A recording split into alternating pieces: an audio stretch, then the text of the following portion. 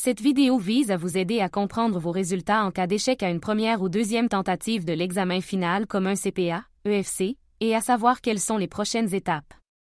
Si vous en êtes à votre troisième échec à l'EFC, nous vous invitons plutôt à consulter la vidéo qui a été créée pour vous.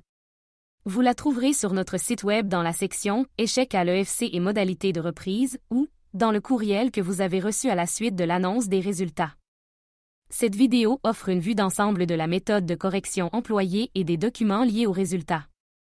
Nous vous encourageons fortement à lire attentivement les informations contenues dans le courriel qui vous a été envoyé à la suite de l'annonce des résultats pour plus de détails. Comprendre votre résultat d'échec à une première ou deuxième tentative à l'EFC. Il est certain qu'un échec à l'EFC est une expérience décevante, mais il ne faut pas vous décourager. De nombreux CPA ont connu au moins un échec à l'EFC et ont aujourd'hui une brillante et fructueuse carrière. C'est pourquoi nous vous invitons à écouter le reste de cette vidéo afin de mieux comprendre ce que signifie un résultat d'échec, ce qu'il explique et ce qui vous permettra de vous préparer afin de mettre toutes les chances de votre côté pour votre prochaine tentative. D'abord, rappelez-vous que vous avez droit en tout à 3 tentatives pour réussir les 3 jours de l'EFC. Après 3 échecs à l'EFC, vous serez exclu du programme de formation professionnelle CPA et ne serez plus inscrit ou inscrite à titre de candidat ou candidate auprès de l'ordre. Si vous avez échoué aux 3 jours de l'EFC, vous devrez reprendre les 3 jours de l'EFC lors de votre prochaine tentative. Les 3 jours doivent être repris lors d'une même tentative, et non séparément. Si vous avez réussi les jours 2 et 3, vous aurez uniquement à reprendre le jour 1 lors de votre prochaine tentative. Si vous avez réussi le jour 1, vous aurez uniquement à reprendre les jours 2 et 3 lors de votre prochaine tentative. Il n'est pas possible de reprendre les jours 2 et 3 séparément, car ils constituent une même unité d'examen. Ils doivent toujours être repris ensemble lors d'une même tentative. Notez que si vous souhaitez obtenir le permis de comptabilité publique afin de porter le titre de CPA auditeur ou auditrice, vous devez réussir l'EFC avec le rôle certification et vous devez démontrer une connaissance approfondie en information financière au niveau 2, en plus de répondre aux autres exigences liées à l'obtention du permis de comptabilité publique dans le cadre du stage et du programme de formation professionnelle CPA. Nous vous expliquerons dans la prochaine section comment déterminer si vous avez répondu aux exigences liées à l'EFC. J'ai échoué l'EFC lors d'une première ou deuxième tentative, que dois-je faire maintenant? Nous vous recommandons fortement de suivre les étapes suivantes si vous avez reçu un résultat d'échec à l'EFC, soit, de vous assurer de bien comprendre l'information disponible sur le site des résultats le jour de leur annonce. De lire attentivement le rapport automatisé du jour 1, que vous recevrez quelques jours après l'annonce des résultats si vous avez échoué le jour 1. De décider si vous souhaitez demander une révision de notes et une analyse de performance et enfin, de vous préparer à votre prochaine tentative. Regardons ensemble chacune de ces étapes. Étape 1. Bien comprendre l'information disponible sur le site des résultats. La première chose à faire est de vous rendre sur le site des résultats lors de leur annonce. Un lien vers ce site vous a été ou vous sera envoyé par courriel la veille de l'annonce des résultats.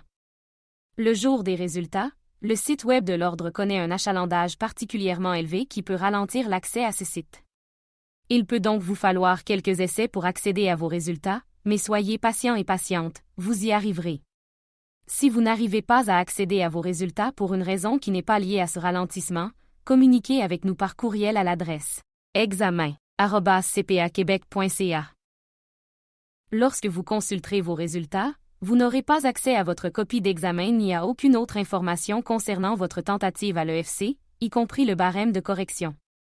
Durant la lecture de vos résultats, vous pouvez vous référer au document intitulé Information à l'intention des candidats, interprétation des résultats. Ce document se trouve sur notre site web sur la page Résultats de l'EFC et tableau d'honneur, ou dans le courriel que vous avez reçu ou que vous recevrez le jour de l'annonce des résultats. Survolons ensemble le contenu du site des résultats. Tout d'abord, si vous avez réussi ou échoué le jour 1, la page des résultats ne contiendra que le mot échec ou réussite. Aucune autre information n'est fournie. Le jour 1 est évalué indépendamment des jours 2 et 3. Un résultat de réussite ou d'échec est octroyé sur la base d'une évaluation holistique de votre performance dans l'application de la méthode CPA pour démontrer les compétences professionnelles requises. Certains des points les plus courants qui expliquent un échec lors du jour 1 sont l'absence d'une conclusion pour chaque analyse, l'absence d'une conclusion globale, Le fait de perdre de vue le problème principal ou de passer à côté de certains éléments principaux de l'étude de cas, ou le fait de fournir une conclusion incohérente par rapport à l'analyse effectuée. Le document PDF détaillé de vos résultats au jour 2 et 3 contient les informations les plus détaillées auxquelles vous aurez accès concernant votre tentative, à moins de demander une analyse de performance. Nous reviendrons sur l'analyse de performance plus loin.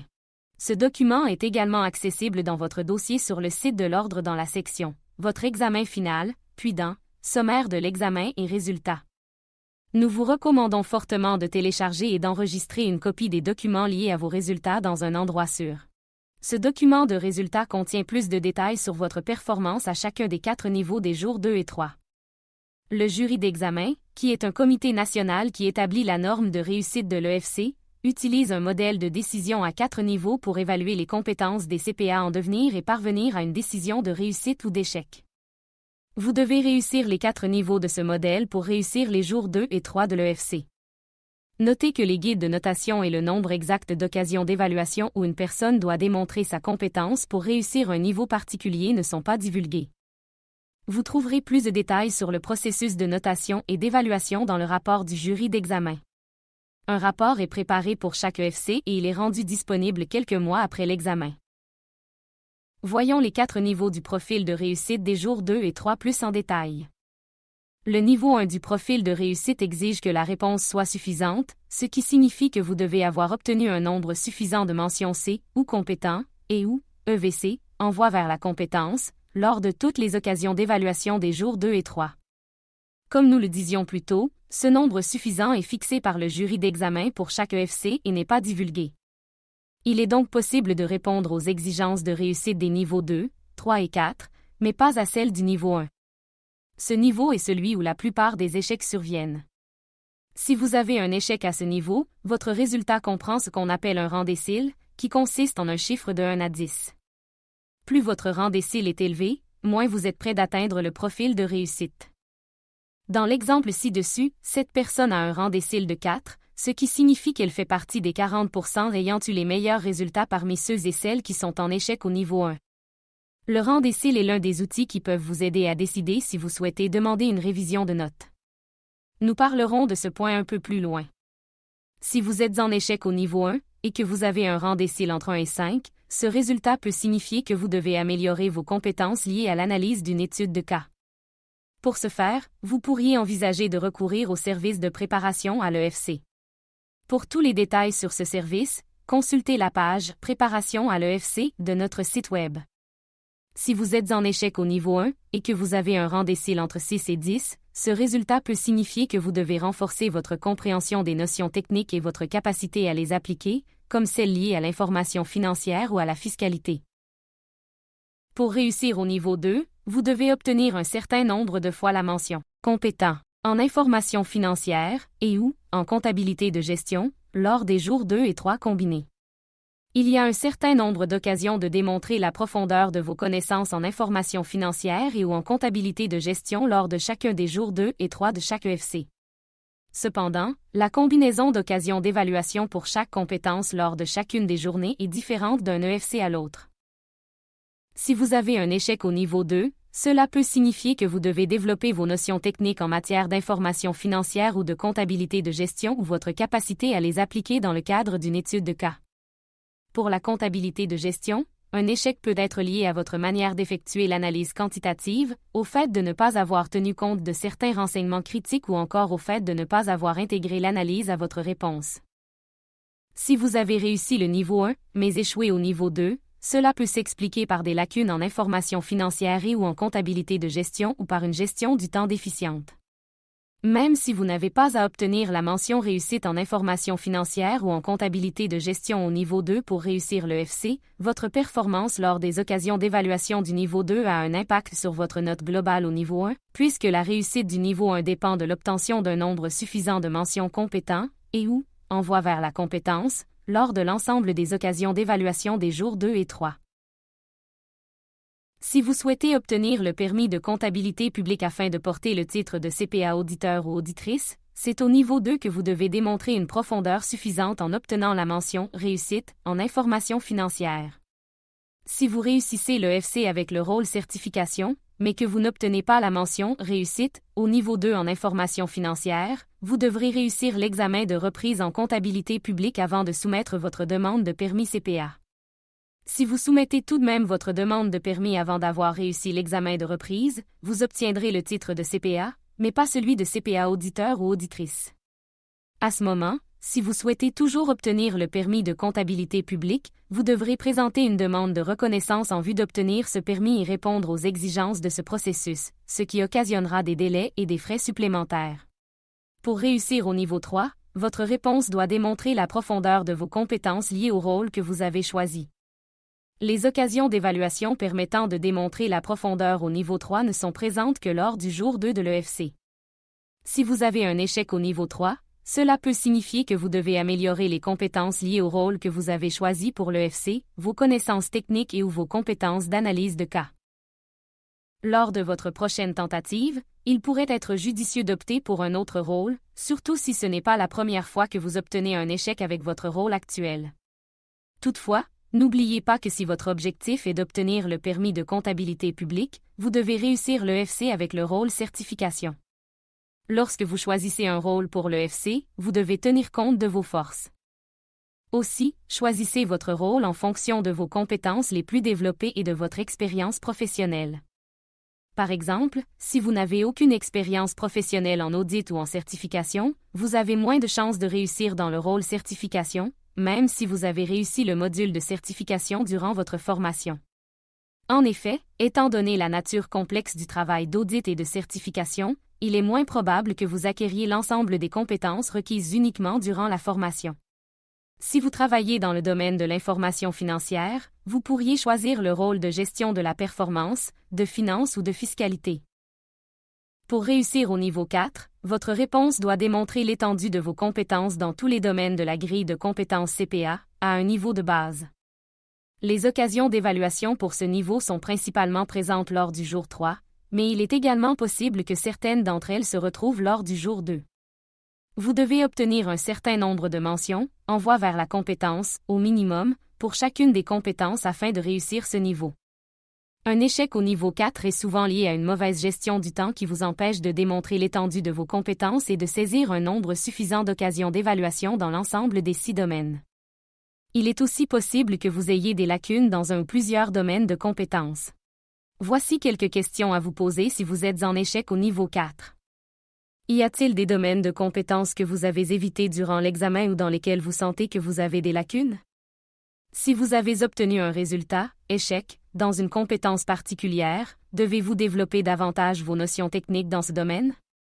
Avez-vous su gérer votre temps de manière efficace durant l'examen?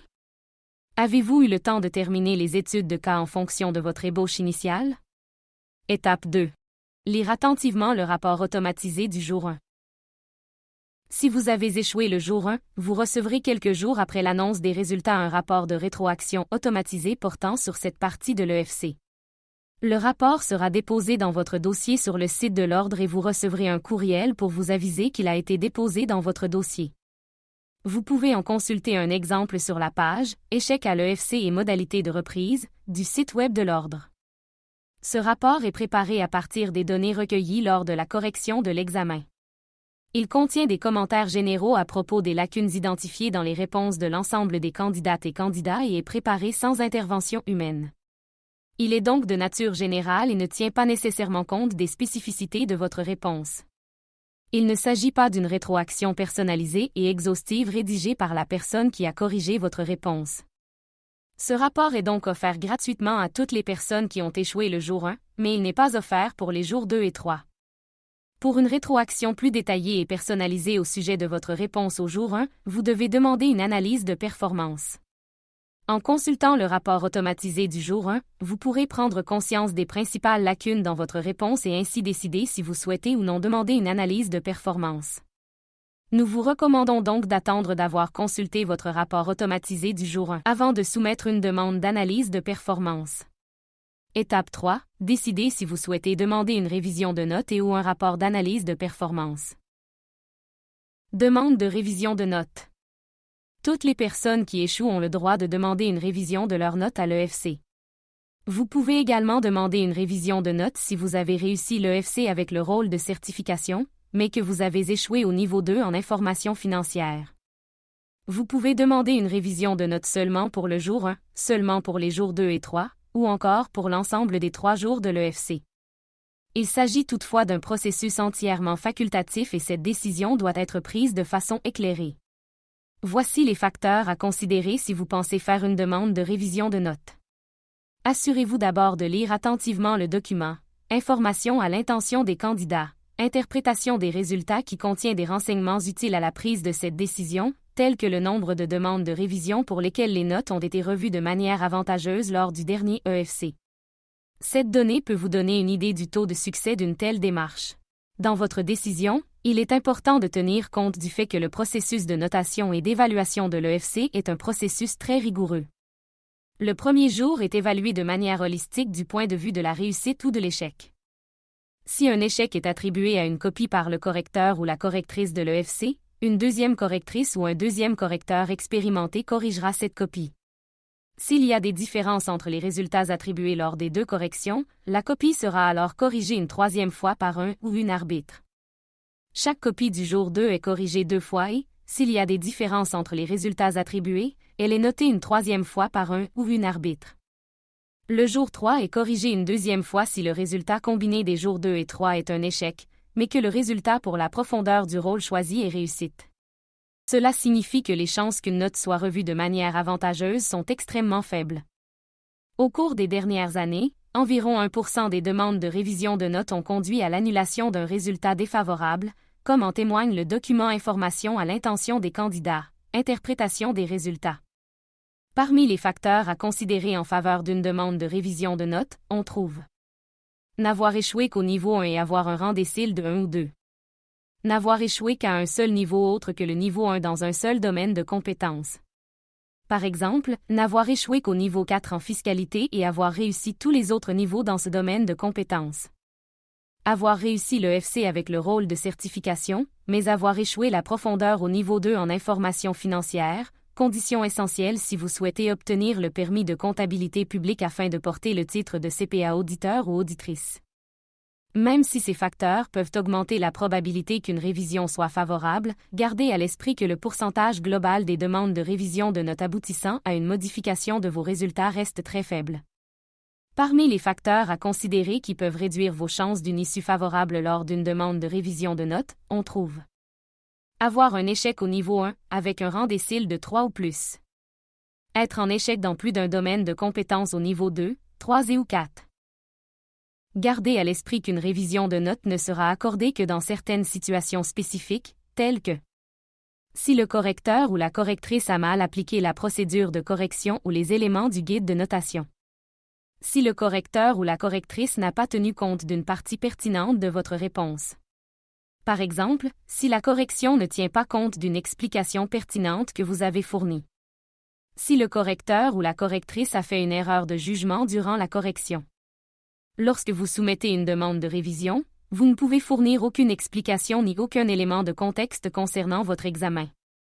La révision de notes tient uniquement compte de ce qui est écrit dans votre copie, en faisant abstraction du contexte de rédaction. Par exemple, si vous avez été malade ou qu'un incident est survenu avant ou pendant l'examen et que vous jugez que cette situation a eu une incidence sur votre résultat, le processus de révision de notes n'en tiendra pas compte. Aucun commentaire ou conseil supplémentaire ne vous sera transmis avec le résultat de votre révision de notes. Vous recevrez uniquement un courriel qui précise si votre résultat est une réussite ou un échec. Vérifiez la date limite pour soumettre une demande de révision de notes et assurez-vous de la respecter. Cette date est indiquée sur le site de l'Ordre, dans la section « Examen final » et dans le courriel reçu le jour de l'annonce des résultats. Pour soumettre une demande, vous devez vous rendre sur la page « Échec à l'EFC et modalités de reprise » et remplir le formulaire correspondant. Les frais à débourser pour la demande de révision de notes sont indiqués dans ce formulaire. Le résultat des révisions de notes est habituellement rendu disponible quelques mois après la date limite pour soumettre les demandes. Si votre note est revue de manière avantageuse, les frais engagés lors de votre demande vous seront remboursés. Demande d'analyse de performance. Les rapports d'analyse de performance fournissent une analyse détaillée de votre résultat à l'EFC et des commentaires spécifiques sur les domaines de compétences dans lesquels la norme minimale n'a pas été atteinte. Nous vous encourageons fortement à consulter l'exemple de rapport d'analyse de performance que vous trouverez sur la page « Échec à l'EFC et modalités de reprise » du site web de l'Ordre avant de soumettre une demande d'analyse de performance. Vous pourrez ainsi constater le niveau de détail qui y est fourni. Le rapport d'analyse de performance ne vous permettra pas de voir les réponses que vous avez fournies lors de l'examen, car cette information est confidentielle. Le rapport n'indiquera pas non plus quel niveau de performance vous avez atteint lors de chacune des occasions d'évaluation présentes lors de l'EFC. Un tel rapport est très long à produire. Il nécessite un important investissement en termes de temps. C'est pourquoi il faut compter environ 5 à 6 mois pour le recevoir après avoir soumis votre demande. C'est aussi pour cette raison que les demandes soumises après la date limite indiquée sur la page « Examen final » du site de l'Ordre ne seront pas acceptées. C'est aussi pour cette raison que nous recommandons aux personnes qui soumettent une demande de rapport d'analyse de performance de s'inscrire à l'EFC de l'année suivante lors d'un échec. En effet, pour l'EFC de septembre dont les résultats sont annoncés en décembre, les rapports d'analyse de performance sont remis en juin, ce qui est trop tard pour reprendre l'EFC en mai. Il en va de même pour l'EFC de mai dont les résultats sont annoncés en août et pour lequel les rapports sont fournis en janvier, soit trop tard pour l'EFC de septembre. Le rapport d'analyse de performance fournit des commentaires sur la manière d'améliorer vos performances. Historiquement, les étudiants qui ont demandé un tel rapport ont obtenu des résultats nettement supérieurs lors de leur tentative suivante à l'EFC. Vous pouvez demander un rapport d'analyse de performance pour le jour 1, pour les jours 2 et 3, ou encore pour l'ensemble des 3 jours de l'EFC. Ces rapports sont rédigés de manière explicite. L'Ordre n'est pas en mesure de vous aider à les interpréter ou à en comprendre les explications. Si vous avez soumis une demande de révision de notes en même temps que votre demande d'analyse de performance et que votre note est modifiée en réussite, votre demande d'analyse de performance sera annulée et les frais engagés vous seront remboursés. Étape 4. Vous préparez pour votre prochaine tentative. Comme nous l'avons souligné au début de cette vidéo, l'essentiel en cas d'échec est de planifier la suite et de réfléchir à la façon dont vous allez surmonter ce défi lors de votre prochaine tentative. Voici quelques conseils pour vous aider à maximiser vos chances de réussite. Tout d'abord, posez-vous ces questions. Quelles ressources ai-je utilisées pour me préparer lors de ma dernière tentative? Suis-je au courant de toutes les ressources à ma disposition pour me préparer? Y a-t-il des ressources que je connais maintenant et que je pourrais utiliser cette fois-ci? Qui peut me guider vers des ressources que je ne connaîtrais pas encore? Y a-t-il des choses que je peux faire différemment? Réfléchissez aussi à la méthode que vous avez employée pour vous préparer à l'examen. Combien de temps avez-vous consacré à vos études? Avez-vous commencé assez tôt à réviser les notions techniques ou à résoudre des études de cas? Si vous avez de la difficulté à résoudre des études de cas, demandez-vous. Avez-vous procédé à une auto-évaluation de votre analyse des études de cas que vous avez résolues durant la période d'études? Une auto-évaluation efficace d'une étude de cas devrait inclure, entre autres, la révision de la réponse du solutionnaire, l'identification de la cause de vos erreurs ou de vos omissions, la reconnaissance des occasions d'évaluation manquées en fonction de la grille d'évaluation, la manière dont vous avez utilisé votre temps, l'évaluation de vos analyses quantitatives et la prise de notes en vue de la prochaine étude de cas. Avez-vous analysé les cas en détail et prévu du temps pour traiter chaque occasion d'évaluation? Avez-vous omis ou mal catégorisé certaines problématiques? Voyons maintenant certaines des ressources que vous pouvez utiliser en vue de votre prochaine tentative. D'abord, nous vous invitons à consulter la page « Préparation à l'EFC » du site web de l'Ordre. Vous y trouverez les diverses options du service de préparation à l'EFC qui s'adressent à vous, selon votre situation. Il est important de comprendre et de se familiariser avec ce qui est évalué lors de chacun des jours de l'EFC.